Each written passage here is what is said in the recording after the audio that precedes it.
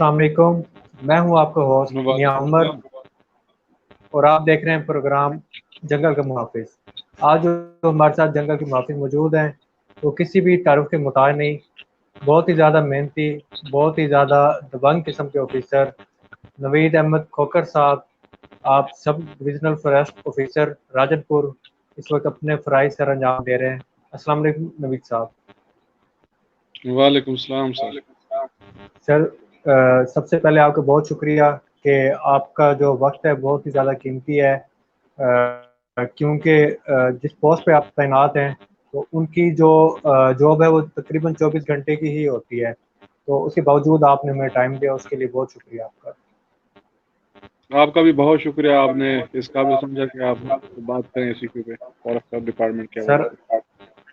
आप role model हैं जितने भी फॉरेस्ट ऑफिसर्स हैं उनके लिए।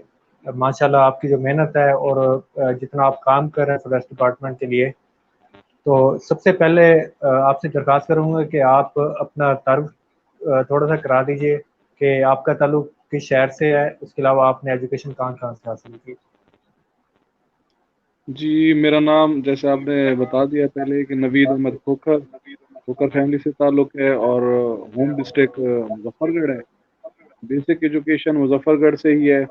उसके बाद फॉरेस्ट डिपार्टमेंट ज्वाइन करने से पहले जो पब्लिक सर्विस कमीशन से सिलेक्शन हुई तो ट्रेनिंग के लिए पेशावर जाना पड़ा। पाकिस्तान फॉरेस्ट इंस्टीट्यूट पेशावर से ट्रेनिंग मुकम्मल की। उसके बाद 2011 में बाज़ाब्ता तौर पर डिपार्टमेंट को ज्वाइन किया।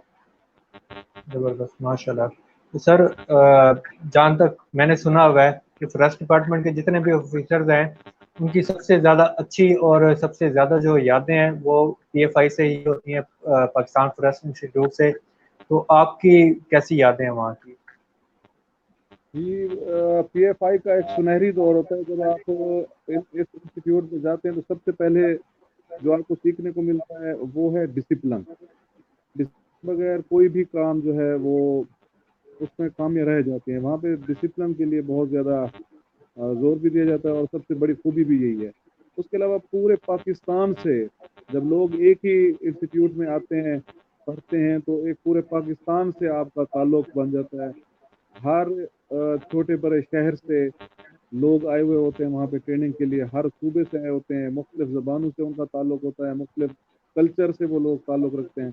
तो उनके साथ आज भी हमेशा से जैसे पीएफआई में ताल्लुक था, आज भी उनसे राब्ते में है। तो बहुत अच्छी यादें थी ट्रेनिंग के दौरान, खासतौर पर जब वर्किंग प्लान के लिए जाते थे, जो फील्ड विजिट करवा के जो बेसिक एक्सपोजर वहाँ से मिलता है कि फॉरेस्ट है क्या, फॉरेस्ट्री क्या है, फॉरेस्ट क्या है, उनकी मैनेजमेंट कैसे करते हैं, ये सारी खुशगवार यादें हैं। वहाँ पे टूर्स खासतौर पर बहुत एक्सपोजर देते हैं। बिल्कुल बिल्कुल सही आपने कहा है। तो आप पौधों से भी लगाव रखते हैं, जंगलात से भी लगाव रखते हैं, उसके अलावा जो है आप एक दबंग ऑफिसर भी हैं। आपका जहाँ पे आजकल आप सर्विस कर रहे हैं तो वहाँ पे कब्ज़ा माफिया भी काफ़ी ज़्यादा हैं, तो आपने कब्ज़ा माफिया से ज़मीन भी वापसी हासिल की।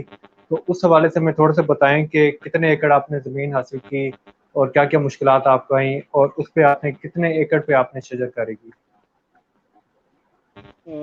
मैंने राजनपुर फॉरेस्ट डिवीजन में 2014 में आया था यहाँ पे बतौर रेंज फॉरेस्ट ऑफिसर जामपुर। और उस वक्त सूरत हाल ये थी कि तकरीबन कोई 18,000 एकड़ महकमे का जो इराजी थी वो अंडर इंक्रोचमेंट थी। जो इन्फ्लुएंशियल लोग थे, यहाँ के लोकल लोग थे, वो बहुत ज़्यादा बाअसर भी थे, उनके कब्जे भी थे, और रिकॉर्ड पे भी मौजूद है कि ये कब्जे छुड़वाना कोई आसान काम नहीं था। जान हथेली पे रख कर ये कब्जे वागजार करवाए गए थे।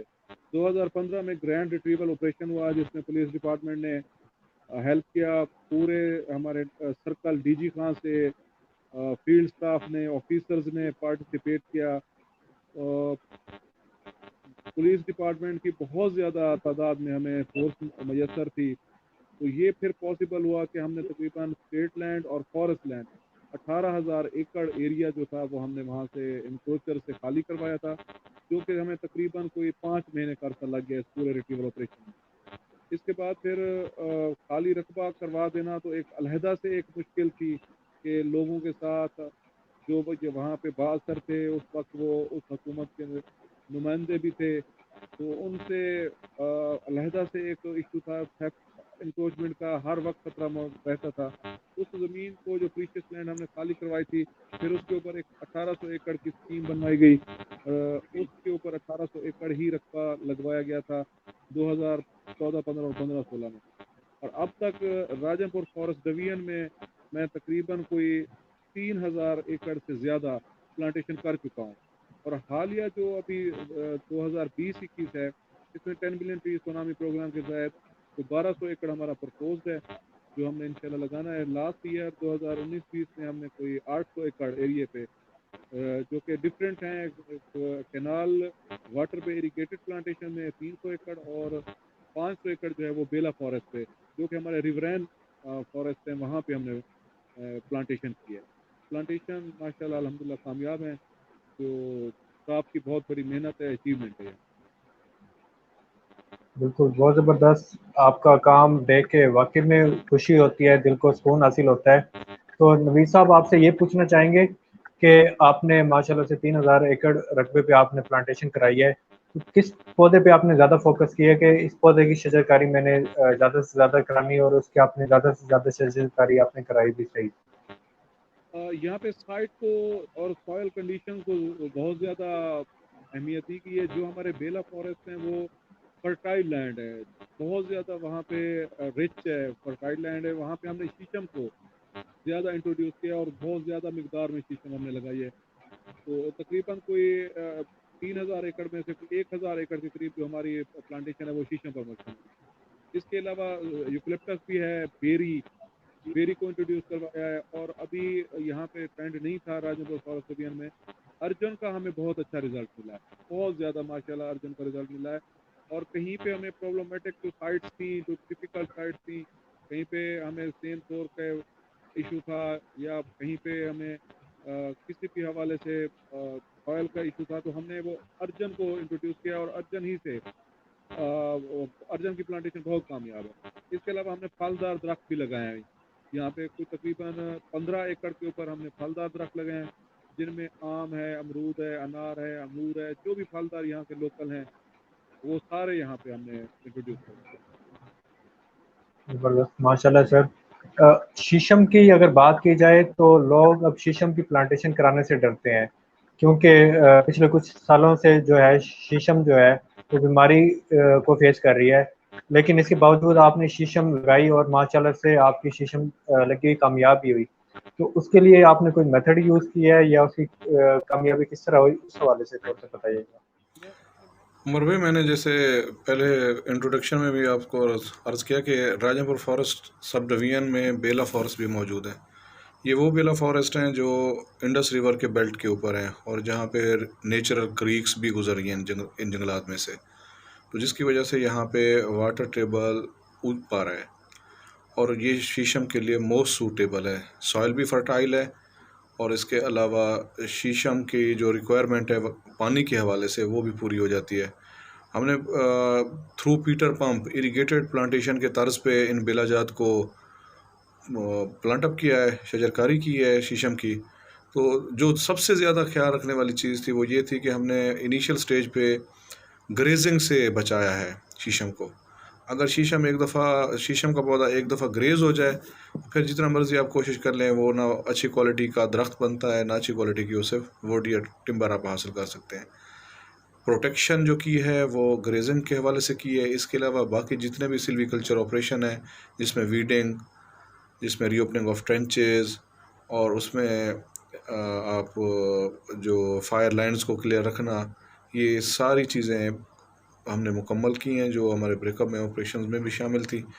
तो बाकी इरिगेशन जो है वो मतलूबा मकदार में फराहम की गई है, जिसकी वजह से हमें यहाँ पे शीशम के हौसला अफजा रिज़ल्ट्स मिले हैं, जिनकी वीडियोस भी मैं आपसे शेयर कर चुका हूँ। सही, बहुत ज़बरदस्त नवीद साहब। माशाल्लाह आपकी जो कामयाबी है शीशम के हवाले से, उसे देख के इंतहाई खुशी होती है। अल्लाह ताला आपको मज़ीद कामयाबियाँ दे, आपके सब डिवीज़न को मज़ीद सरसब्ज़ करे। तो अगला जो मेरा आपसे सवाल है वो ये है कि हमें ये बताएं कि मज़ीद कितने एकड़ रकबे पे आप जो है शजरकारी करने की तैयारी कर रहे हैं? راجن پور فارسٹ سب ڈویژن میں اس سال 2020-21 میں نان ڈیولپمنٹ بجٹ کے تحت ہمیں 200 ایکڑ ایریا پر پلانٹیشن کا ٹارگٹ مل چکا ہے، جس پہ ہم نے کام شروع کر دیا ہے۔ اس کے علاوہ 10 بلین ٹری سونامی پروگرام کی بات کریں تو سال 2020-21 میں راجن پور فارسٹ سب ڈویژن میں 1200 ایکڑ پر شجرکاری ہونی ہے۔